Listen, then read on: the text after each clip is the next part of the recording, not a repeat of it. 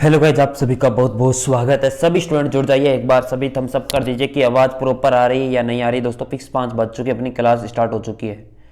चलिए जल्दी से।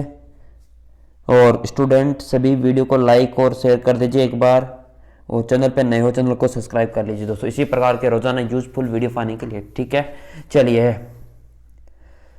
पहला क्वेश्चन स्टार्ट करते हैं। पहला क्वेश्चन, थार मरुस्थल की उत्पत्ति का सबसे प्रभावशाली कारण। जो थार मरुस्थल है उसका उत्पत्ति का सबसे प्रभावशाली कारण क्या कौन सा है दोस्तों? शुष्कता में वृद्धि, बालू निक्षेप में वृद्धि, भूगर्भिक हलचल, अत्यधिक कृषि। ठीक है, और जो भी टॉपिक वाइज की डिमांड करें दोस्तों, उनके लिए टॉपिक वाइज 1 दिसंबर से शुरू हो जाएगी। ठीक है, थार मरुस्थल की उत्पत्ति का प्रभावशाली कारण कौन सा है? वो हो जाएगा शुष्कता में वृद्धि के कारण थार मरुस्थल का उत्पत्ति का सबसे प्रभावशाली कारण होगा शुष्कता में वृद्धि। ठीक है, चलिए। सिरोही क्षेत्र की पहाड़ियों को स्थानीय भाषा में कहा जाता है, क्या कहते हैं सिरोही के क्षेत्रों की पहाड़ियों को स्थानीय भाषा के अंदर? भाकर, भोराट, गिरवा, गिरनार। सिरोही क्षेत्र की पहाड़ियों को स्थानीय भाषा के अंदर क्या कहते हैं या क्या कहा जाता है? उसे कहा जाता है आपका भाकर। ठीक है, चलिए नोट कर लो सारे स्टूडेंट, और जो भी नोट कर रहे हो वो इतना लिखिए, सिरोही क्षेत्र की पहाड़ियों को स्थानीय भाषा में क्या कहा जाता है, तो आप लिखिए भाकर। ये तीनों ऑप्शन लिखने की जरूरत तो नहीं है। ठीक है, चलिए। बालुका स्तूप पाए जाते हैं मैदानी क्षेत्रों में, पठारी क्षेत्रों में, मरुस्थलीय क्षेत्रों में, हिसानी प्रदेश क्षेत्रों में। बालुका स्तूप कहां पर पाए जाते हैं?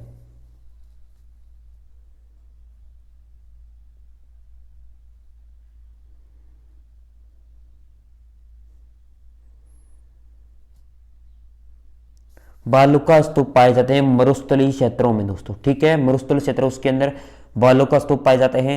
मैदानी क्षेत्रों के अंदर कौन सा पाया जाता है दोस्तों, जल्दी से बताओ, कौन सा स्तूप मैदानी क्षेत्रों में पाया जाता है? जो पढ़ा दिया है वो रिवाइज करो साथ साथ में। ठीक है, सीकर जिले में अरावली पहाड़ियों की स्थानीय भाषा में किस नाम से जाना जाता है? बिजराल, हर्षनाथ की पहाड़ियां, मालिक खेत की पहाड़ियां, या गिरवा। ये तो इजी है दोस्तों, बहुत इजी क्वेश्चन है। इसको भी अगर गलत कर दिया तो फिर क्या करोगे?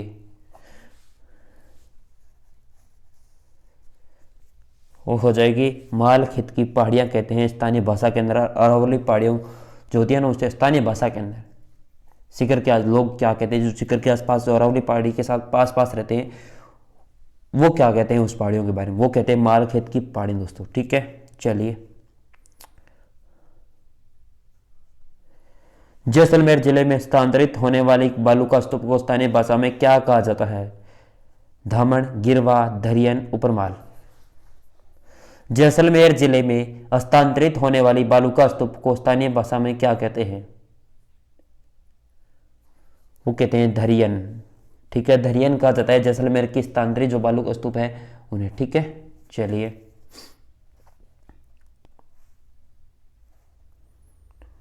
बाड़मेर के सिवाना पर्वत क्षेत्र में मुख्यतः गोलाकार 56 की पहाड़ियों को अन्य किस नाम से जाना जाता है?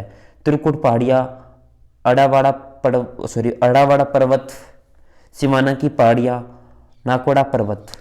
बाड़मेर में सिवाना पर्वत क्षेत्र में मुख्यतः गोलाकार 56 की पहाड़ियों को क्या किस नाम से जाना जाता है? जल्दी से बताओ, जल्दी से जल्दी कमेंट करो। वो हो जाएगा नाकोड़ा पर्वत दोस्तों। ठीक है, नाकोड़ा, ऑप्शन डी।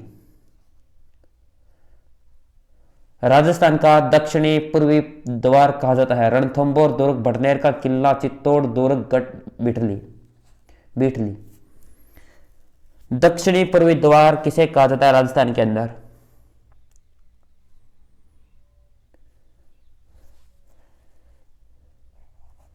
वो हो जाएगा चित्तौड़ का दुर्ग दोस्तों। ठीक है, और भटनेर का किला हनुमानगढ़। चित्तौड़ का दुर्ग कहां पर है, जल्दी से बताओ। ये तो इजी है दोस्तों, इसे बताने की जरूरत भी नहीं है, क्वेश्चन के अंदर ही छुपा हुआ है। अरावली पर्वतमाला राजस्थान में दक्षिण पश्चिम से किस जिले से प्रारंभ होकर उत्तर पूर्व से खेतड़ी तक जाती है।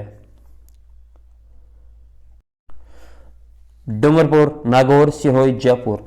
अरावली पर्वतमाला राजस्थान के दक्षिण पश्चिम से किस जिले से प्रारंभ होकर उत्तर पूर्व खेतड़ी तक जाती है, यानी यह तो खेतड़ी तक है, झुंझुनू। खेतड़ी कहां पर आता है? झुंझुनू, झुंझुनू। और किस जगह से शुरू होती है? यह होती है सिरोही से, ठीक है, अरावली। और कितने जिलों के अंदर है? 10 जिलों के अंदर है अरावली। चलिए, भारत का प्राचीनतम पर्वत हिमालय, विंध्याचल, नीलगिरी, अरावली। दोस्तों कल भी करवाया था, कल वाली क्लास के अंदर भी था या परसों वाली क्लास के अंदर, दोनों क्लास हुई, उनमें से एक क्लास के अंदर था ये क्वेश्चन, ठीक है।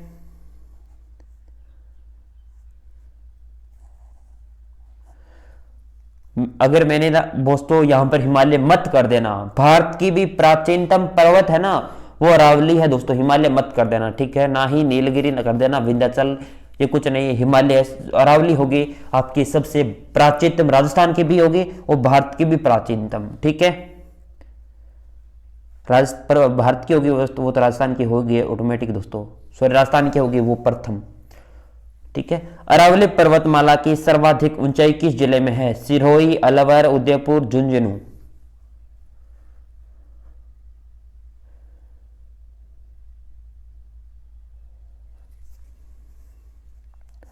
सर्वाधिक ऊंचाई है ना सिरोही के अंदर है दोस्तों, सबसे ज्यादा ऊंची, ठीक है।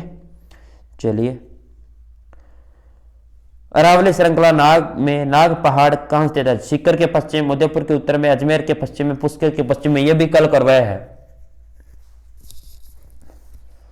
दोस्तों। मेरा तो मकसद है दोस्तों जो करवा दिया क्लास के अंदर वो दोबारा अगर क्वेश्चन आते हैं तो आपको खुद को करने चाहिए, मुझे उत्तर भी नहीं बताना चाहिए आपको, क्योंकि आप दोस्तों तैयारी कर रहे हो, आपको एक बार करवा दिया तो आप याद होना चाहिए इतना। बताइए, अजमेर के पश्चिम में स्थित है अरावली श्रृंखला में नाग पहाड़ स्थित, ठीक है। चलिए, रेगिस्तान और समुद्र तट पर भूरे भूरे रेत के से बने हुए टीलों को किस नाम से जाना जाता है? सेंट्यून, प्लाया, गीजर, उपयुक्त सभी। रेगिस्तान और समुद्र तट पर भूर या भूरे रेत से बने हुए बड़े टीले ना उसे किस नाम से जाना जाता है? जल्दी से बताओ। वो है सैंड्यून दोस्तों, ठीक है। चलिए, ए राइट कर लो। डी कैसे होगा? डी नहीं होगा, डी नहीं होगा, ए ही होगा। जनसंख्या की दृष्टि से सबसे बड़े और सबसे छोटे जिलों के सभी युग्म जयपुर, धौलपुर, जयपुर, जैसलमेर, जैसलमेर, धौलपुर, दौसा, जयपुर। सबसे ज्यादा कहां पर? आप सभी को पता है सबसे ज्यादा जनसंख्या कहां पर और सबसे कम कहां पर है?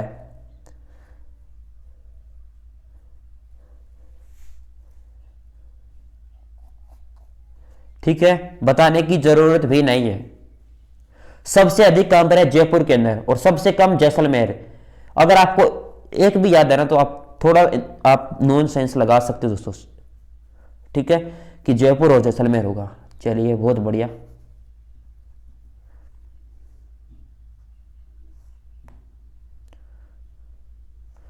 चित्तौड़गढ़ के भैंसरोडगढ़ से भीलवाड़ा के बिजोलिया तक का पठारी भाग किस रियासत काल में नाम से जाना जाता है? एक मिनट दोस्तों, एक मिनट।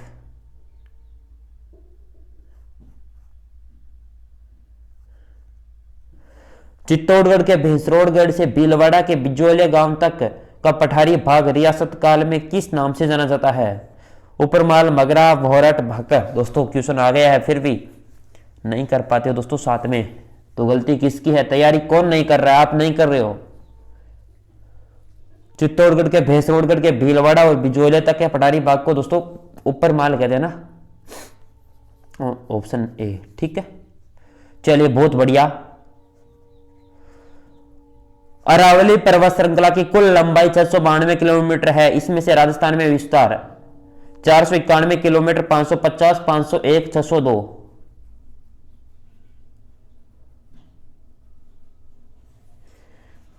देखिए, अरावली पर्वत श्रृंखला की कुल लंबाई कितनी है? 692 किलोमीटर। आपको ये याद होनी चाहिए। राजस्थान के अंदर कितनी लंबाई दोस्तों इसका विस्तार है या कितनी लंबाई है? एक ही चीज होती है, वो है 550 किलोमीटर बी। चलिए नेक्स्ट,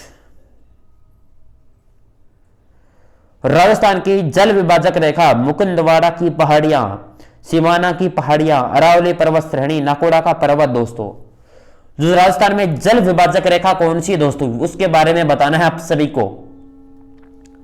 जल विभाजक रेखा माने तो वो होगी अरावली पर्वत श्रेणी दोस्तों, ठीक है। चलिए,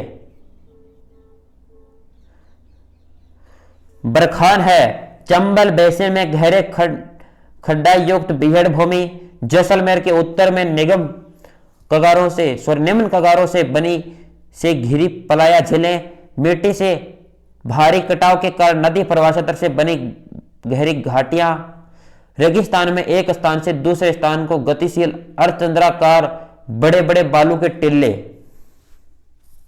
बरखान क्या चीज है? रेगिस्तान में एक स्थान से दूसरे स्थान को गतिशील अर्धचंद्राकार बड़े बड़े बालू के टीले। दोस्तों बरखान कहां पर होता है? जैसलमेर के अंदर। इसलिए दोस्तों जैसलमेर वाला स्थान है रेगिस्तान वाला, वो एक स्थान से दूसरे स्थान, जैसे यहां से टीला उठकर यहां पर इकट्ठा हो गई रेत, रेत इकट्ठी होने से धोरा बन गया, या अपनी स्थानीय भाषा के अंदर कहते हैं टिल्ले दोस्तों, ठीक है। सॉरी, अपनी हिंदी भाषा के स्थानीय भाषा धोरा, धोरा हरी धरती दोस्तों, ठीक है।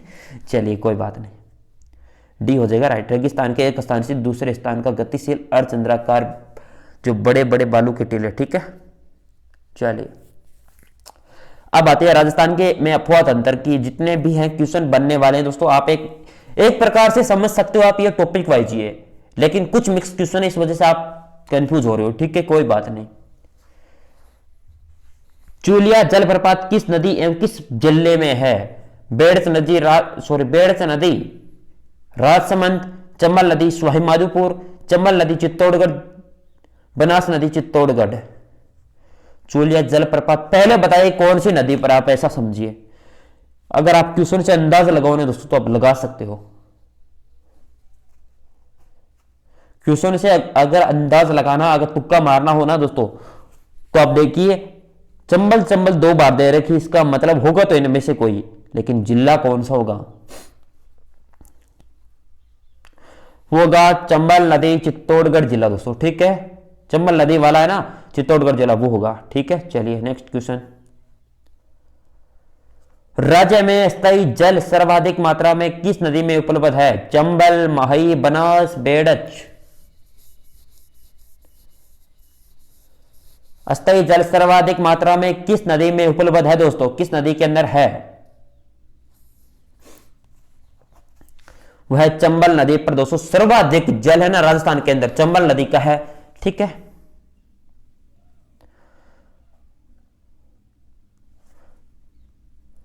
राजस्थान की बारहमासी नदी चंबल, लूणी, बनास, माही, सिंध। राजस्थान की बारहमासी नदी कौन सी दोस्तों, ठीक है, ये बताओ। क्वेश्चन नंबर 3 वो हो जाएगी चंबल दोस्तों, ठीक है, चंबल, ऑप्शन ए, बहुत बढ़िया। बारहमासी दोस्तों। और अफवाह तंत्र की सबसे छोटी नदी दोस्तों बताओ जल्दी से कमेंट करके। राजस्थान में खारे पानी की झीलें किस महासागर का अवशेष मानी जाती है? अरब सागर, तैतीस सागर, हिंद महासागर, प्रशांत महासागर। मैंने क्या क्वेश्चन पूछा था आपसे? हाँ, अफवाह तंत्र की सबसे छोटी नदी घग्गर, ठीक है, सरस्वती नदी भी कह सकते, स्थानीय भाषा के अंदर उसे नाली।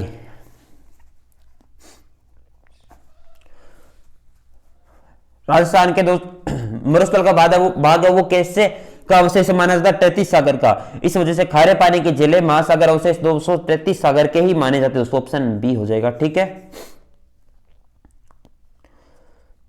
राजस्थान में मीठे पानी की झील है सांबर, जयसमंद, डीडवाना, पंचभद्रा।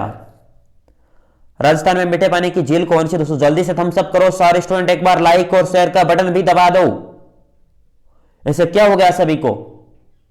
ऐसे काम थोड़ी बनेगा। लाइक का बटन दबाओ सारे एक साथ।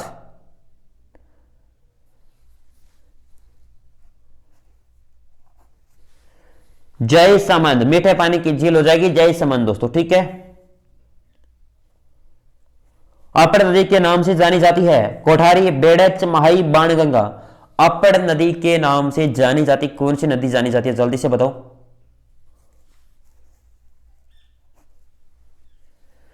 अपर नदी के नाम से बेड़च नदी जानी जाती है, अपर नदी के नाम से। ठीक है, चलिए निम्नलिखित में से कौन सी नदी राजस्थान को सर्वाधिक जल की आपूर्ति करती है? चंबल, बनास, महाई, लूणी। निम्नलिखित में से कौन सी नदी राजस्थान को सर्वाधिक जल की आपूर्ति करती है? चंबल करेगी, बनास करेगी, महाई करेगी, लूणी करेगी।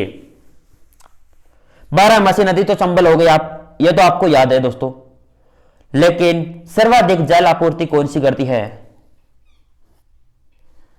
जो नदी 12 मासी यानी 12 महीना चलती है वो नदी सर्वाधिक जल आपूर्ति करेगी, इसका मतलब चंबल नदी ही करेगी दोस्तों। ठीक है, चलिए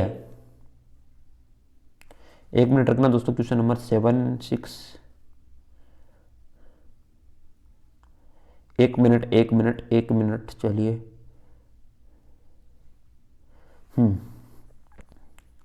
क्वेश्चन नंबर 7 ही था क्या? हाँ, इसका आपने चंबल का लिया ऑप्शन है। ठीक है, चंबल।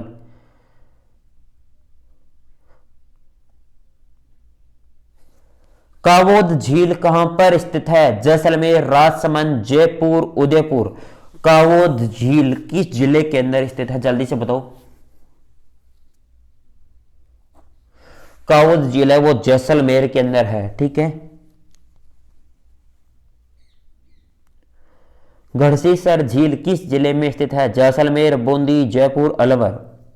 घड़सीसर झील किस जिले में स्थित है? जल्दी से थम्स अप करो और बताओ। क्वेश्चन नंबर 9 वो हो जाएगी जैसलमेर जिले के अंदर दोस्तों। ठीक है, चलिए बहुत बढ़िया बहुत बढ़िया। कौन कौन सी ऊपर वाली पढ़ी थी हमने? कावोद झील और घड़सीसर। याद करो, कावोद झील जैसलमेर, घड़सीसर झील जैसलमेर, कावोद झील जैसलमेर, घड़सीसर झील जैसलमेर। याद होनी चाहिए। कावोद झील कहां पर है? जैसलमेर के अंदर। घड़सीसर झील कहां पर है? जैसलमेर के अंदर। ठीक है, चलिए चाहे रट्टा मारो दोस्तों, किस प्रकार याद करो, याद होनी चाहिए।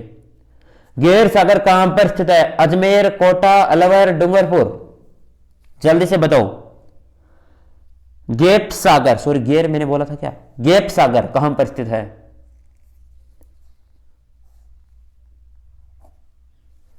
डूंगरपुर दोस्तों। ठीक है, सभी लाइक का और शेयर का बटन दबा दो। ठीक है, चलिए लाइक का शेयर हो, चैनल के ऊपर नए हो चैनल को भी सब्सक्राइब कर लो। चलिए